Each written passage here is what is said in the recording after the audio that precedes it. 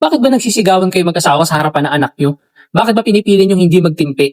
Panoorin mo tong video to hanggang dulo para malaman mo kung anong epekto yan sa anak mo. Isang napaka-importante at mahirap na topic na naman guys ang pag-uusapan natin. At yan yung away mag-asawa. Yung tipo nagsisigawan kayo, kaya naman nagtatalo kayo ng kasawa mo. At feeling nyo parehas, okay lang yan kasi busy naman yung anak nyo sa laruan niya o nanonood siya sa gadget niya. Few months ago guys, no, nag-away kami ni Mrs. dahil sa mga gawaing bahay. Kasi dami laging kalat syempre. Wala naman kaming katulong, kaming dalawa lagi nag-aasikaso sa anak namin. So syempre galing din akong trabaho, medyo mainit ako kasi ang dami kong inaasikaso sa office, ang dami kong ginagawa. Hindi naman kami nagtagal na nagsigawan pero 2 beses yata tumaas yung boses ko at nagkasamaan kami ng tinginan. During that time guys, nanonood yung anak ko sa cellphone. So akala ko hindi niya napansin. Tapos bigla na lang siya umiyak mag-isa habang hawak yung cellphone niya. Lumapit ako sa kanya, tinanong ko siya. Why are you crying? Sabi niya, They're fighting kasi. iiyak siya.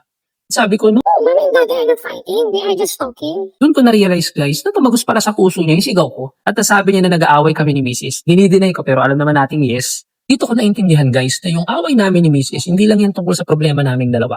Sinasalo din pala ng anak namin yun. Sinasalo din pala ng bata yun. Kaya pala sabi sa research na nabasa ko guys, no, yung away doon ng mag-asawa, ang iniisip doon ng toddler, siya yung may kasalanan. Iniisip rin ng toddler na siya yung pinakamasamang bata. At malaki raw ang tsansa na iisipin nila na normal lang sa mag-asawa ang nag-aaway. Normal lang daw yung magalit, nagsisigawan at hindi pagrespeto sa isa't isa. Yung realization ko guys, no, yung term na sa bahay nagsisimula ang pagkatuto ng anak natin, totoo pala yun. Dapat hindi warzone yung bahay natin. Hindi dapat to isa siyang lugar na ligtas na puno-puno lang ng pagmamahalan na nararamdaman ng mga bata. Hindi raw yung tungkol sa simpleng away lang naman yung mag-asawa.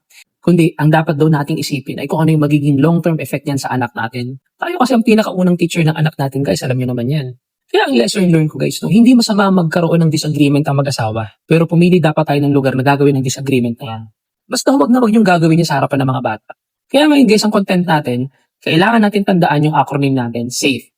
S-A-F-E. Letter S or step aside. Umalis ka muna.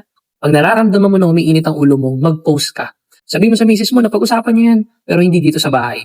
Kinakailangan mo umalis ka muna ng bahay. Pag-isip-sip ka o mag-unwind ka sa labas.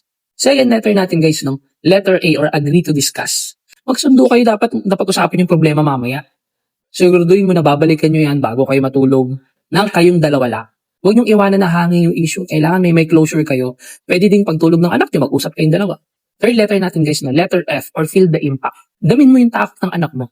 Bago ka sumigaw, isipin mo kung ano ang itinuturo mo sa anak mo ngayon.